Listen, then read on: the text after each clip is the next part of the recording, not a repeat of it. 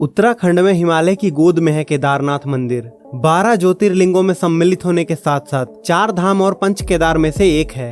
यहाँ के मुश्किल मौसम के कारण ये मंदिर अप्रैल से नवंबर के बीच ही खुलता है। कत्यूरी शैली में बने पत्थरों के इस मंदिर के बारे में कहा जाता है कि इसका निर्माण पांडव वंश के राजा जन्मेजय ने करवाया था। यहाँ स्थित स्वयंभू शिवलिंग अति प्राचीन है। कहा जाता है कि 8वीं शताब्दी में आदि शंकराचार्य ने इस मंदिर का जीर्णोद्धार करवाया था।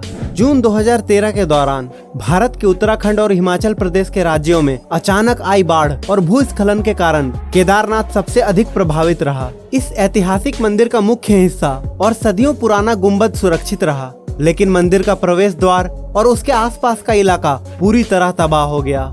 केदारनाथ मंदिर समुद्र तल से 11,755 फीट की ऊंचाई पर स्थित है। दोस्तों, अब जान लेते हैं कि किस तरह 400 सालों तक केदारनाथ मंदिर बर्फ में दबा रहा और इसका इस मंदिर पर क्या असर पड़ा। वैज्ञानिकों के अनुसार केदारनाथ मंदिर 400 सालों तक बर्फ में दबा रहा, फिर भी इस मंदिर को कुछ नहीं हुआ। इस मंदिर के सुरक्षित रह जाने से वैज्ञानिकों को कोई हैरानी नहीं हुई।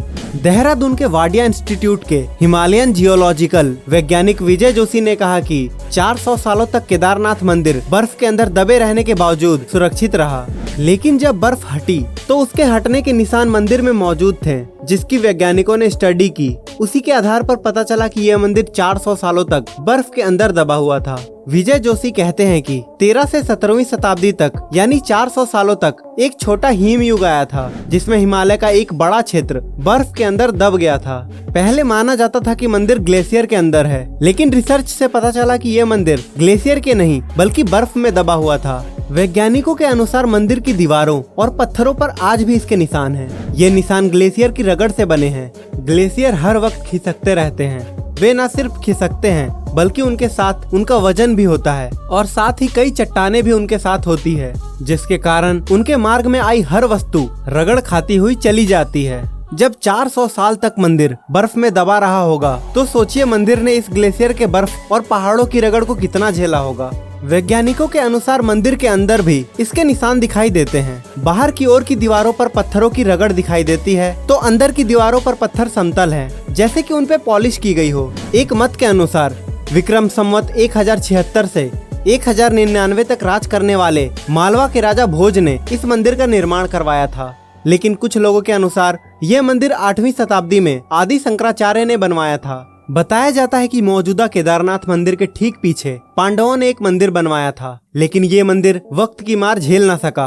वैसे गढ़वाल विकास निगम के अनुसार भी मौजूदा मंदिर 8वीं शताब्दी में आदि शंकराचार्य ने बनवाया था, यानी छोटे हिम युग के दौरान, जो कि 13वीं शताब्दी में शुरू हुआ था। उससे पहले ही ये मंदिर बन चुका था। वाडिया इंस्टीट्यूट के वैज्ञानिकों ने केदारनाथ इलाके की लाइट रूम मेट्रो डेटिंग भी की। इस तकनीक से शैवाल और उसके कवक को मिलाकर उनके समय का अनुमान लगाया जाता है। इस तकनीक के अनुसार केदारनाथ के इलाके में ग्लेशियर का निर्माण 14वीं सदी के मध्य में शुरू हुआ, पर इस घाटी में ग्लेशियर बनना 1748 ईस्वी तक जारी रहा, यानी तकरीबन 400 सालों तक। जोशी जी ने ये भी बताया कि सबसे बड़ी बात यह है कि लाखों साल पहले चोराबारी ग्लेशियर के पीछे हटने के दौरान केदार घाटी बनी। जब ग्लेशियर पीछे हटते हैं तो वे रोड रोलर की तरह अपने नीचे की सारी चट्टानों को पीस देते हैं और साथ में बड़ी बड़ी चट्टानों के टुकड़े छोड़ जाते हैं। जोशी जी कहते हैं कि ऐसी जगह पर मंदिर बनाना इंजीनियरिंग का एक अद्भुत नमूना है। उन्होंने एक ऐसी जगह और एक ऐसा सेफ मंदिर बनाया है कि आज तक उसे कुछ नुकसान नहीं हुआ।